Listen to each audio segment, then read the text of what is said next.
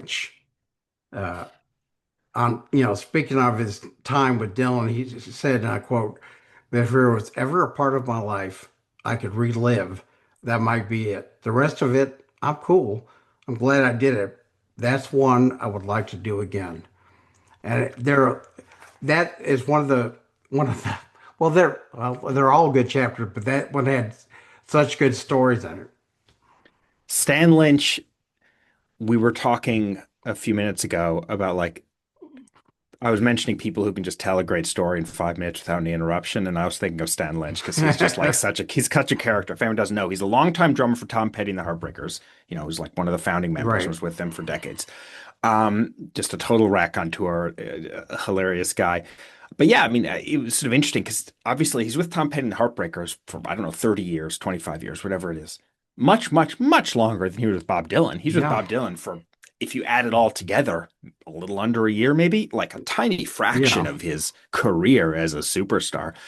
But it just left such a mark on him. He has all these amazing stories and just, it's sort of that quote you say really was interesting because there must have been a million Tom Petty and the Heartbreakers things you might expect someone Oh like that yeah. he experienced.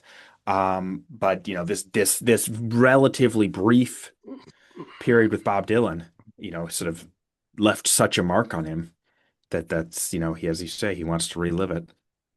You see over my shoulder here up on the wall. Yeah, there you go. Tell Frank that Sinatra. Yeah, tell so that story. that's speaking of origin stories. That's sort of one. So Stan Lynch and the Heartbreakers are hired to be Bob Dylan's backing band. First, just for this sort of one-off thing at the first Farm Aid, Right. subsequently for a couple tours. Like the first day of rehearsing, I think Bob knows Tom maybe, but he knows some of them, but he doesn't know anyone real well, and Stan's never met him before. Um, so they're Bob Dylan shows up late. It starts late. They're playing together for a while, and then Stan at 5 or 6 or something says, "Hey, I gotta go."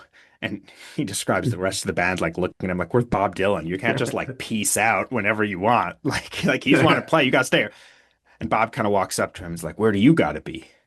And Stan's like, now he's getting a little. He's like, I got tickets to see Frank Sinatra and Sammy Davis Jr. at the Greek. I gotta go." And Bob kind of pauses, and then says something like, "Frank and Sammy, I love those guys." And Stan had an extra ticket, so Bob tagged along, and that was like the first night. Bob pieced out of the rehearsal too, and they went to see Frank and Sammy at the Greek. And then the funny code of that story is, they're just sort of anonymous, but at a certain point, someone on Frank Sinatra's team notices Bob Dylan's in the audience, and word gets passed that after the show, come backstage and say hi to Frank. And Stan's like really excited. I mean, the invite wasn't directed to him, but he's there. He's like, "Oh man, Oh I got yeah. Frank Sinatra. I love that guy. This is amazing."